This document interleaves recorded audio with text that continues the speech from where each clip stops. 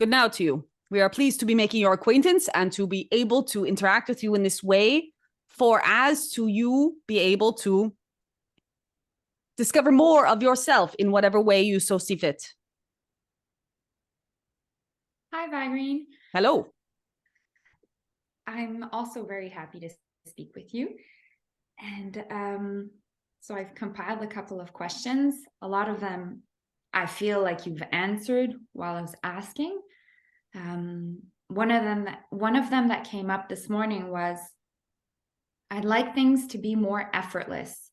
I still want it to be fun and flow with ease, but I want less effort. And especially or including in my social life. Is there anything you can comment about or tips or suggestions? Yes, the effort that you put into something is never as impactful as the intention that you put into things. We understand that the desire for effortlessness or ease, which would be the better use of a word for this concept, in that it does not speak of what you are lacking or what you would like to get rid of, but instead what you would like to achieve. So you would like to achieve ease in some of your social interactions. And the question that we would have for you is, why is it, or what is it that you are trying to obtain in your social interactions that you believe requires effort to obtain? In other words, in ease, your social interactions flow in perfect harmony with who you are, with what you are, and what you are calls to you exactly what you are needing.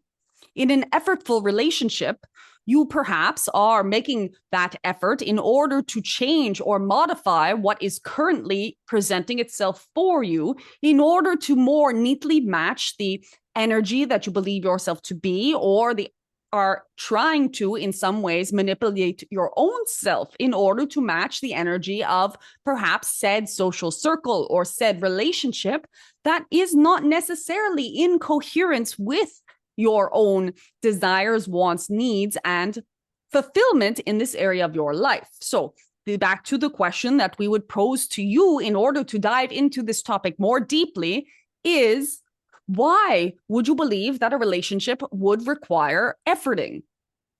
I don't know. I just feel like I've always had to have effort in my relationships. We apologize for the interruption. You were saying when we were interrupted that even as a child, you felt as if efforting was required. Could you please continue along that train of thought? Yes, I felt like it was an effort to maintain relationships, to have people around you. I want to take responsibility, but I do believe my mother and my grandmother had difficulty with interaction. There was this kind of shield, maybe a protective shield, where my grandmother, for example, would be on bad terms with most of the neighbors and not let many people in, I think for fear of being hurt, maybe. So maybe I picked something like that up. I feel like maybe that's where it's coming from. Yes, I feel like my relationships are effort, and I would love to let that go. Yes. And what are your fears of not having relationships, for example, in that there must be some level of your idea that tells you that if you do not make effort, you will be alone. And if you are alone, there must be some consequence to this. What is the fear of being alone telling you? What will occur to you if you have no friends, if you have no relationships? And more on, what would that be saying about you and your worthiness? Well, that sounds really scary. Yes. It feels like lack of support, and it scares me. Uh, it's like somehow I know logically that won't happen, but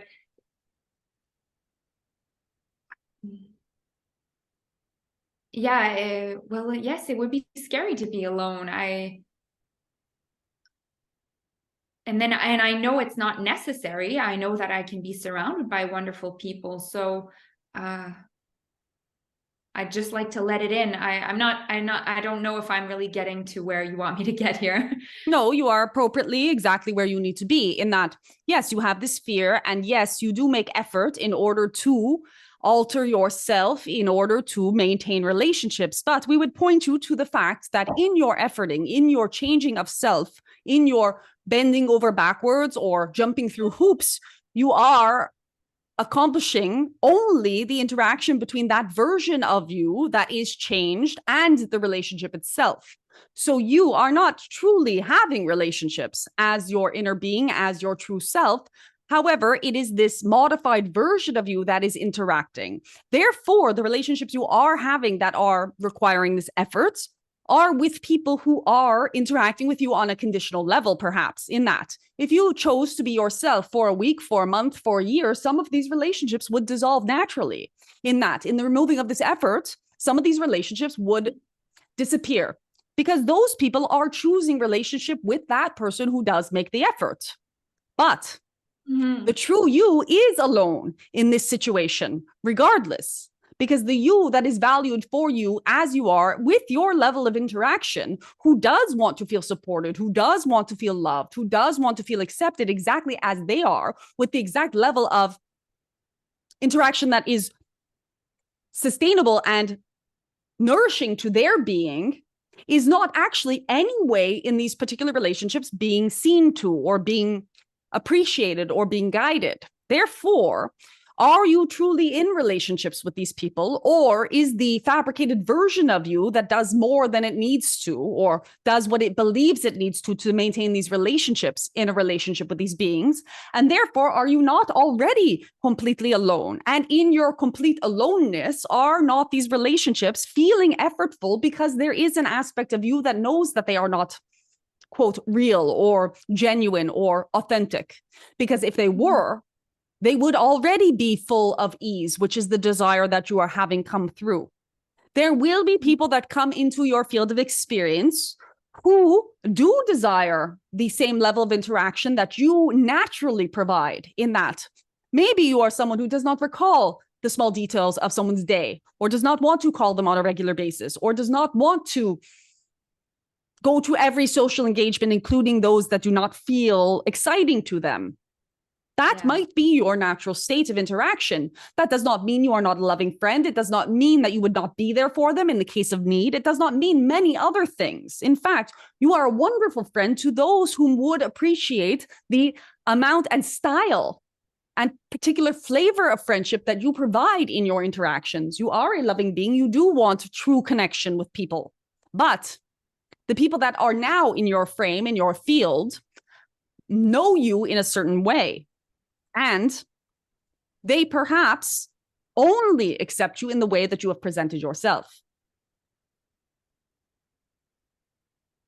The fear you have to be alone is, yes, valid. It is a fear that many humans have. You also have it because when you are infants, that would be certain death to be alone. So this is programmed into your existence, into your biology, to not want to be alone. But the truth of the matter is that once you do reach adulthood, you are extremely self-sufficient. And the only true connections that you can make with another being are from your true self. Everything else is politics or drama. Yes. Yeah. So, like, what would be a practical approach to this? Just would it be saying more what I'm thinking so that people who are not in line would be repelled or scared off, and people who are more coherent with me would be attracted? Yes. Would it be to, okay, so even if it would be like to speak my mind more, maybe? Speak your mind, follow your own intentions for interaction. For example, there are those of you, yes, who do interact on a daily basis. If this does not feel well to your system, or for example, you find yourself contacting someone because you, quote, should to maintain a relationship, then in those should moments, really check in with yourself and say, do I really want to interact with this person in this now? Or can I sit in the consequences of them turning around to me and saying, why didn't you call me? You should have called me. And whatever else they come up with that projects onto you their own insecurity for the relationship. You can allow yourself to naturally experiment with those people, in that you will see very quickly who does not accept your natural thing. And yes, communicating this to people is a beautiful way to initiate this experiment. You may tell people, listen, I have known you for 20 years. And this is not anything that has anything to do with you, but I've decided that I would like to start to experiment with my own natural level of interaction with other people. I do hope that we remain in contact. I do hope that we remain friends. And if it is something that does affect you directly or bothers you in some way, please communicate that back with me so we can open a dialogue about it. But from now on, I would expect or hope that you do not have expectations of me in our relationship, or that there is not some quota of relating that needs to be met that I feel under the pressure of, because I would like to begin to relate to people from a genuine desire to interact with those people, as opposed to a obligation to interact with them. Because sometimes I have a feeling that I need to differentiate between, for example, I have this friend who often calls me, and I sometimes call her back. I'm just wanting to differentiate between, I'm scared of interacting, and like, is it out of habit that I'm afraid to interact, versus I just don't feel like it? Because what I feel is, maybe if I only called her when I felt like it, maybe I would never call her again. And what would be the problem of that? Well, I think I learned from this friend. I appreciate her. I think that she appreciates me. We have things to learn from each other. Yes, let us calm this train of thought then for you.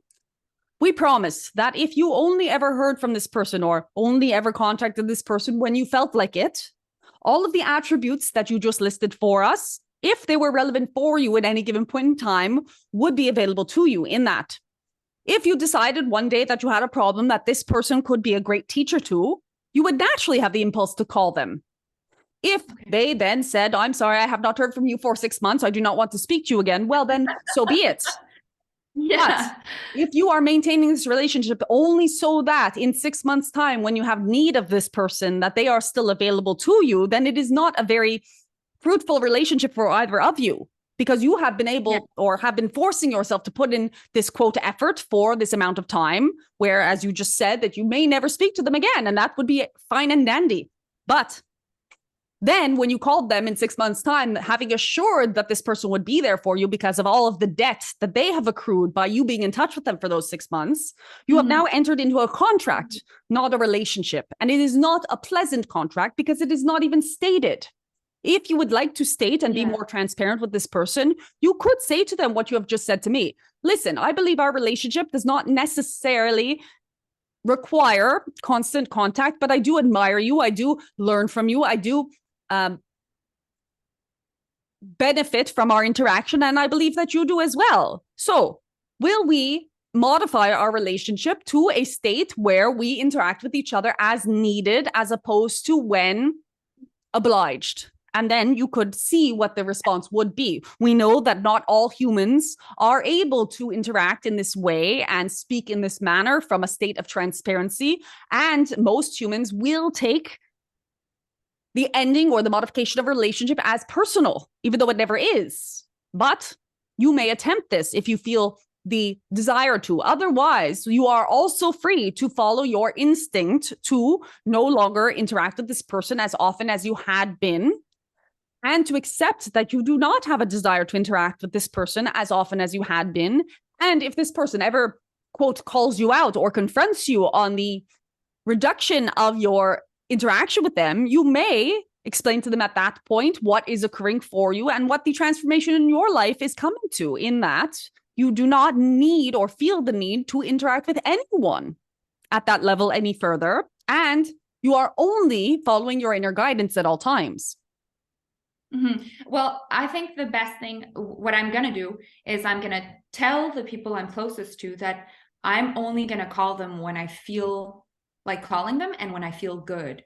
Yes. And I think probably every friend will understand that. And then I'll do my best to follow that, And the ones who do not understand will have the opportunity to learn from it as well. Yes, yes. But okay, so I understand okay, so that's great to have more ease, to release effort, and to just follow my impulse into when I want to call friends. I do feel though that I would like more fun in my relationships and my social life, more laughing, more joy, more free flowing activities, more like maybe a group of, I imagine this group of 4. The desire for fun can be called in with the intention for fun, in that you can bring the fun to your relationships, and in the moving into interaction, whether it be, yes, that phone call and only calling when you are in a good mood or feeling well, or when you are in a space, because we do not recommend you distancing yourself from all beings when you are, for example, in a negative space, in that you will at times require the support or the love or the validation of another being when you are having periods of challenge, for example, in your life. But on the regular basis, if you would like to call more fun into your relationships, what you can do is spend much time right before calling someone, for example, or right before an interaction or a meeting, envisioning and pre-paving, as you know this term from your studies with Abraham, that you can pre-pave your experiences to include that fun. As you navigate towards friends that are more in alignment with your natural state of being, who understands that efforting is not fun, and that you would like to come to a place where you feel excited to be with and to spend time with certain people and to have that comedy, that laughter, that playfulness in your relationships, you will naturally call in more and more beings who do reflect this back to you. Okay, so is it because practice makes perfect, obviously, and if I want to call in more fun, and there's this kind of loop and feedback where if I pre-pave, then I have more fun, I expect more fun, and that helps. So maybe having shorter interactions and pre-paving before them, so that way I can maximize my chances of staying in that state. Yes. And also, when you find yourself often in the presence of someone who that fun turns to boredom or to heaviness or to conflict or to efforting, to remove yourself more frequently from those situations with those particular people, because your desires and your indications are not in alignment with one another. Perhaps you are simply not compatible any longer. Okay. Okay. It's just, I'm afraid that if I'm too much myself, I'll scare everyone away. But of course, I know that's not true. And, but I just feel like I haven't met that many people who would appreciate my level of intensity or honesty, or I don't know. I just feel like I haven't met these kinds of people yet. And you Maybe I'm haven't. not evoking. The reason why you Yeah, have okay. not is because you're holding yourself to the idea that these people do not exist. You are holding yourself to the Yes, idea that it is difficult to find them. And you are holding yourself yes, to the expectation that the next people that you meet will not be those new people. In that you have experience of the people in your life being boring, being heavy, being needy, being a burden upon you, and you have not yet allowed yourself into that new world where these fun people are simply waiting around, having fun, waiting for someone new to join their troop. yes. But is that not a reflection of me being heavy, burden, No, boring? it is a No, reflection of okay. your So beliefs of what you deserve. okay, okay. If you And believe yourself to only deserve abusive relationships, for example, this is what will occur to you. If you yeah, believe yourself to okay. only deserve a mundane career, this is what will occur to you. Yeah, If you yes, open yes. up your mind to invite in the thing you truly want, and yes, that does take courage because it does put you in a Yeah. place of testing yourself. Am I ready for Oh, these fun people? yeah, yeah, yeah. So um so like one of the beliefs I have is that if I have too many fun relationship, it'll distract me from my purpose, where I want to do coaching, and I want to help people, and I want to do I have this project as a coach, and I know that that's not a valid belief, and I know teamwork is the dream work, makes the dream work, but is it simply like making a decision to let go of that belief, or as you were saying, inviting these fun people in? It is a reframe in that the work, the passions that you have are fun to you. So these fun Yes. people may not be juggling batons on a street corner and joining the circus. They may be people who are actively working on projects that light you up, and working with them might be delightful to you. We would also ask you to analyze how much of a distraction all this efforting in your current relationship is taking away from you, and how much energy does that drain from your projects in this now. So much energy. I dread, I think if I'm honest, I'm dreading social interactions, and it's so much energy and effort. I'm just having a little bit of trouble, or maybe I don't have the courage yet to let it go because I'm afraid to be alone. But yes, it's very, very distracting. When you finally do the accounting of how much these relationships are costing you compared to being alone and working on your projects, or being alone and having your peace, or being alone and being in good health, or being alone and having energy to dedicate to anything that you so choose, you will realize that the cost is far too high. Then these efforted relationships will naturally fall away, because you will start to see yourself as irresponsible for maintaining these relationships. You will start to see them as a bad habit that needs to be kicked.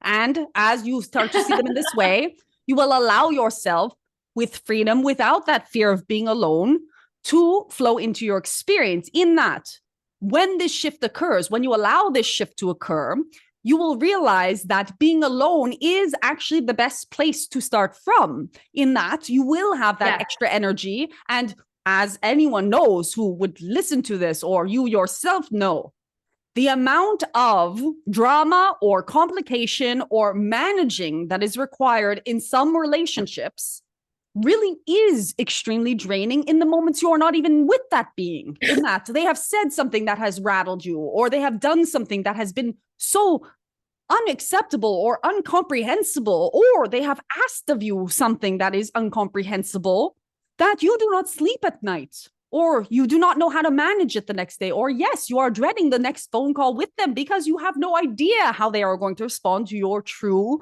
expression. And in fact, holding yourself to the standard of other people, and holding yourself to the standard of the relationships that they have set for you, or that you have gotten yourself into, yes, on your own, out of this fear or out of this desire to not be alone, can be the main project of your life. And for many humans, it is. So they spend all of their time and all of their creative energy fixing relationship issues, dealing with relationship things, managing, micromanaging, and trying to simply have that peace that they would automatically have if they were simply alone.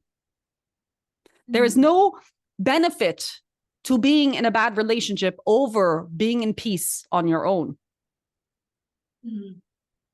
Like some of these relationships are not, I mean, it's not horrible. It's just, I know that these relationships are not up to the standard that I would like them to be. And is a good indicator of this. So of course it should feel fun. It should feel relaxed. There should be ease. Should is not the word we would use. Okay. So I choose it to be fun. I choose it to be relaxing. I choose it to be easeful. Oh, yes. Okay, I choose it. And would a good indicator, like, do I have to choose my friends? And are they just going to come to me once I get to that 0 point of being alone and feeling good with myself? We will tell you, you will not need to get to a 0 point of feeling alone or feeling good with yourself by any means. We are not saying to go through your phone book now and sever all your relationships.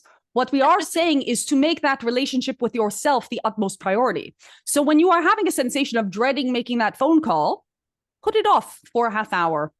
Put it off for an hour. Yeah. We assure you that if the person needs to speak to you, they will call you. And that when they do, you can decide when you see their number whether or not you would like to respond. Check in with yourself as if you were your best friend. hello, would we like to respond to this phone call? Oh, no, not right now. She's probably going to just complain about something. Okay, so we will call her later, or perhaps send a text message saying that we were busy just to diffuse the energy temporarily and see if we feel like speaking with her tomorrow. It may occur. There's no one who is not at some time interacting with someone with whom the relationship is not 100%. There are all of you that do maintain relationships, whether it be by blood or by bond or by time, that you remain in relationship with people who do not light you up, and that is okay. But the skill is in learning how to moderate that with the relationship with yourself. So if you do not feel like hearing from that friend for today or for tomorrow, on Thursday of next week, you may text them and say, my apologies for not being present. I have been extremely busy with my exciting projects, which are super important to me in my life right now. Would you like to hear about them? This person may say, no, but I needed you last week when I had broken up with my boyfriend and now we are back together, but now I'm thinking of breaking up with him again.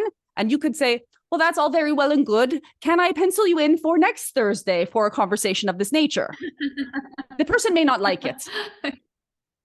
Yeah. But if they don't, and you have been dedicating time to yourself and to your projects and to your passions and to what lights you up, they will naturally find someone else to bother with their problems. And you will have an opening in your schedule for that lovely person that you met at the cafe who was really quite full of love and light. Yeah. Yeah. Okay. So because in the past, or my strategy was, okay, well, if things are a reflection of me, well, during the conversation, it's my job to direct the energy towards something positive, and that doesn't really work very well. So it's not a matter of sending out good energy with a friend who's low or complaining, or a conversation that's not going well. It's just checking in with myself even before I decide to have that conversation, whether I should have it or not. Yes. And even if you find yourself in a conversation, for example, with a friend who is having a struggle or having a time, we are not saying not to help them. But if you are in this position that you are in right now, that it is already effortful and you do have this energy of interaction with them, then no, it is not your job to do anything in a relationship. This comes back to the misunderstanding that it needs to be effort. It does not need to be effort. You do not need to be in relationship. In that moment that you are transmitting positive energy to this person, you are completely neglecting yourself. And in that neglection of yourself, you are being a terrible friend to yourself. Yeah. Okay. Okay, great. Thank you. That answers a lot. Can you quickly touch on intuitive eating? I feel like that's good for me.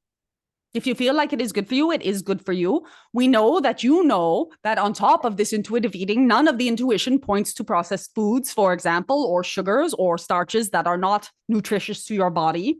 We know that you know this already. Therefore, at any time that you are eating intuitively, whether it be time of day or specific fruit, vegetable, or even products of other nature, then that is absolutely up to you. And yes, it is one of the cleanest ways for humans to eat, because if it is something that does speak to you, then it is correct for you. Okay. Don't know if I should ask this, but I'm going to ask it anyways. What about eating meat, and so like chicken, like a humanely raised chicken? If I feel comfortable with that, is that good? Is it, what are your thoughts about that? There's no such thing as good or bad. The universe does not ever judge you the way that humans do. The fact that it exists on your collective to be able to eat other animals is an indication that it is a possibility for you to choose from all the myriad of possibilities that are available.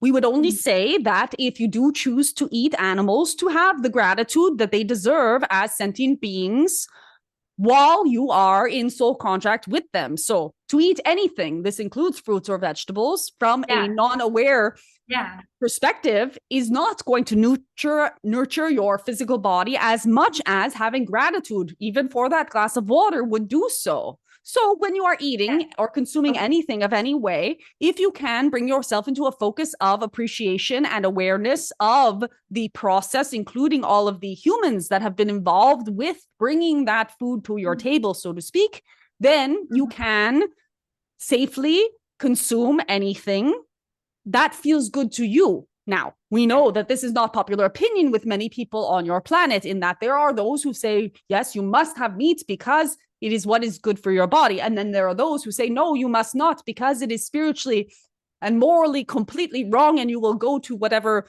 imaginary place they have ordained as the place that one goes when they transition. However, from the perspective of all that is, and also from the perspective of your animal kingdoms, the arrangement that you currently have, that you are, yes, in many ways working your way out of, is an arrangement where there is a contract between humans and animals where you do consume their meat.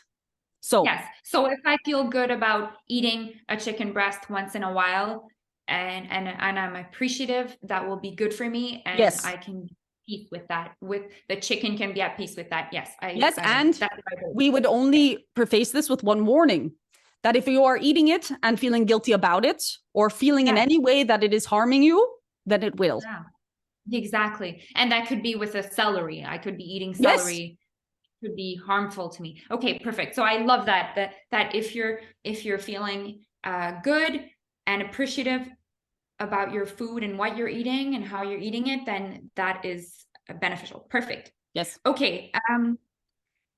Okay, I have a funny question. I'm drawn to blue salt. So there's this blue salt I bought. I think it's from Iran. Is it, why am I drawn to it? Is it possible that I have a past life connection in Iran? I feel very drawn to like Rumi and Iranian culture. Is that possible? It is possible. You have parallel life connections. Yes, you have parallel life connections to many incarnations in those parts of the world in many times in history, because you do have connection in parallel existences to all that is. And so if you are feeling a draw and you are sensing that it comes from some form of memory or some form of connection with beings from that part of the world, and it does aid you in some way to look into that, to feel into that, to investigate that further, and perhaps adopt it as part of your identity in this now, in that you can say, I only eat blue salt from these particular locations because I've had this past life. And you can dive into that for yourself. What we would say with any past lives, present lives, incarnations that are parallel to this one is that there are messages or riches that are being passed back and forth, traded between the incarnations, in that if you have this connection, then there is something that, yes, is being able to be transmitted to you through the words of Rumi, for example, or through the cultures and traditions, or the spinning, or the desert sands. So see what it is and do follow your curiosity into what can that bring to this current incarnation? What are we sharing, me and this other version of myself? Okay, perfect. Maybe it's also because it's so pretty and beautiful. Yes, and it could simply taste good. Yes. Yes, I thought you'd say something. I feel like Abraham says past lives are not that relevant, the powers in the now. So I was just curious. Okay. I want to ask, I'm a doctor, and I want to ask about inflammation. Inflammation is present in a lot of people that have a chronic disease. And I see resistance as the heat produced, inflammation as the heat produced because of resistance of a person. Is that correct? Yes. So as you know, inflammation is a protective response to something that has occurred, whether it be injury or illness or localized foreign invader in the form of virus or bacteria, for example. And the heat does aid in healing. The heat does aid in the eradication of foreign bodies. However, your bodies in the environment that you are in this now, are in a state of being in an environment that is not entirely native to it, first off. And also, there are many things to which the human body can react in the form of poisons or energies, etc., that are in your environment that you have created as a collective into your environment for many reasons. You have created some of them for pleasure. You have created some of them for convenience. You have created some of them for other means. And the patients, the people that you see that have inflammation, their bodies are reacting to, in many cases, all of that. But the bodies have also learned a state of fear or panic, or yes, resistance to the state of things in the world. Correct. Okay. And in this fear or panic mechanism in the body does not naturally necessarily shut down the inflammation process, in that it believes it is constantly in the state of fight this thing off. This is what you also in the medical industry call autoimmune. So the majority of inflammation could be considered what you call autoimmune. Autoimmune itself is a term that has been confused, however, because it is not the body attacking itself. It is the body trying to protect itself. Yes. Okay. That could be from thoughts. That can be. Yes. It can also be through thoughts. It can also be through past experiences that are continuing to play out and remain in the body, which sometimes cause illness, or which sometimes cause simply the symptomology of what seems to be illness, which is also why much of what you are seeing in the terms of inflammation is not able to easily be diagnosed. In those cases, it can be because that being has not been allowed or has not allowed themselves, or the collective has not allowed them to acknowledge the hurt that they have felt as hurt. You will see, and you have seen in your field, that because of how common pain is, often a being will try to diminish it by saying it's not important. That the pain that they are feeling is not important. It's not relative. It is not as bad as someone else's pain. They are not suffering that much because in the end, well, you survived of this thing, so why should you complain? And this goes not only for physical ailments, but it also goes for emotional ailments. Someone has a scary, for example, moment. Their car almost swerves off the road, correct? And they go home and they tell someone, and that person has their own issues. And therefore they say, yes, but I don't know what you're complaining about or you're worried about, because the truth of the matter is your car didn't swerve off the road and you are absolutely fine. So that person says, oh, yes, you're right. That's true. I shouldn't have the adrenaline in my system that I have. I shouldn't be feeling the way I am. I shouldn't even, even feel the relief that I'm feeling, because the truth of the matter is nothing happened. Everything's fine. And that gets stored in the body as a memory. This happens to you countless times as children when your parents tell you, oh, no, get up, nothing happened, you're fine, right? Okay. Now, this gets stored. Is it to help accept? It is. Is it to help accept people? Is it to help accept their feelings, to help them process their feelings? Yes, the body is your ally. It is always communicating with you. Inflammation or pain is an indicator that there is something that you do not feel safe in the world with, whether it be your emotions or your environment or your relationships or whatever is occurring, not only in this now, but in your direct past. And in accepting that there is this inflammation or the slowing down that often inflammation requires from you, you do have the time or the energy to reflect upon what is occurring in your inner world. In your world, in my inner world. In one's inner world, that whom has the inflammation, yes. Yes, okay. So for example, if I have a pain in my back, accepting the pain as much as I can, sending it love and acceptance, and then that can help to release and help me learn the lesson that can help process whatever's going on. Yes. Okay, perfect. Next question. Yes, we do have time for one more. Okay.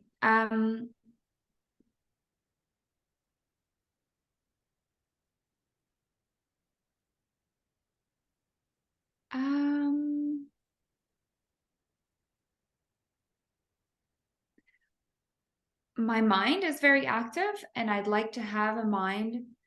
For example, if I go to bed, my mind can be racing with a lot of ideas. Sometimes it's good ideas, sometimes it's bad ideas, but there's a very fast flow of information in my mind. Yes. And that can be uncomfortable because I feel like I'm kind of always on a high and on adrenaline. I would like to have a calmer mind and feel more at peace in my head when I don't need to think. What would you suggest?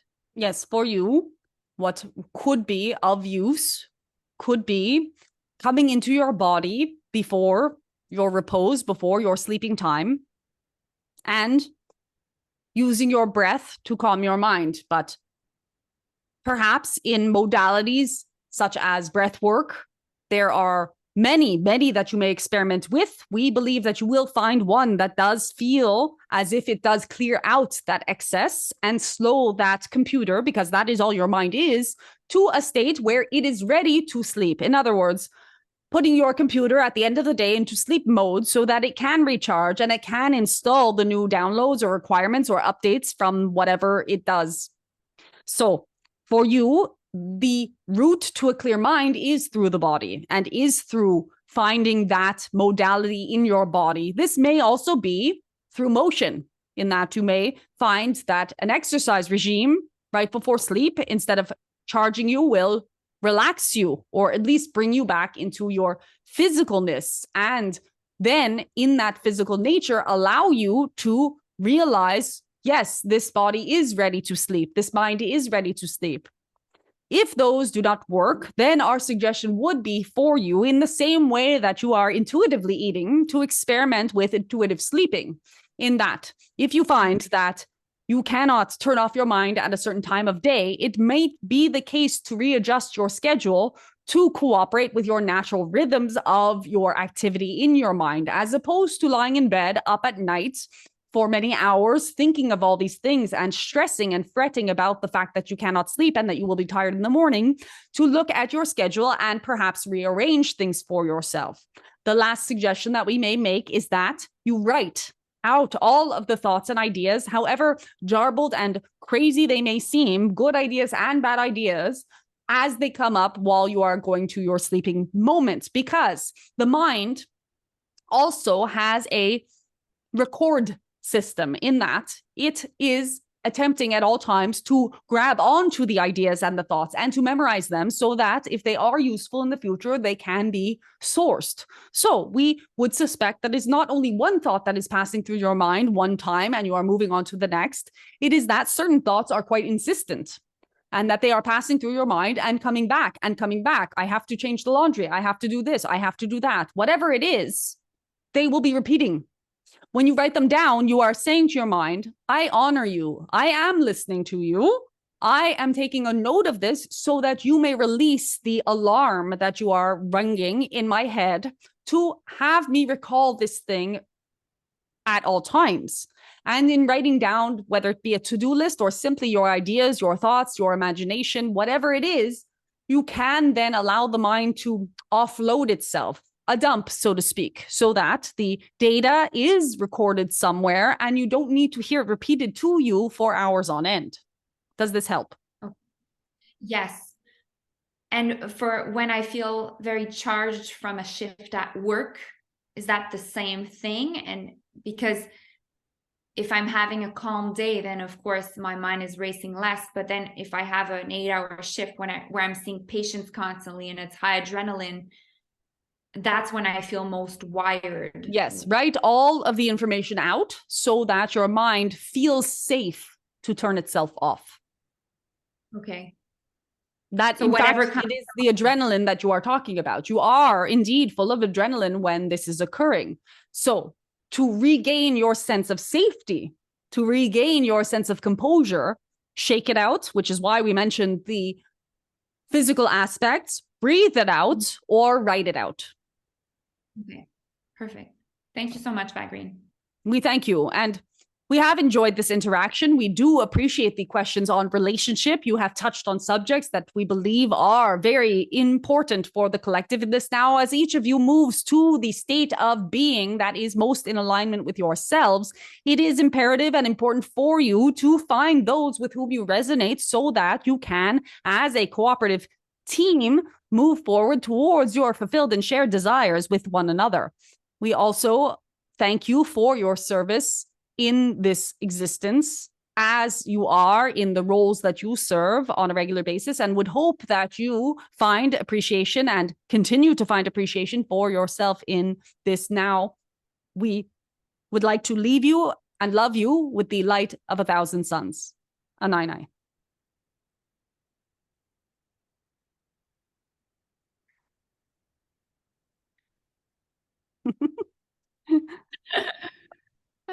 Thank you, Jessie. Oh my God.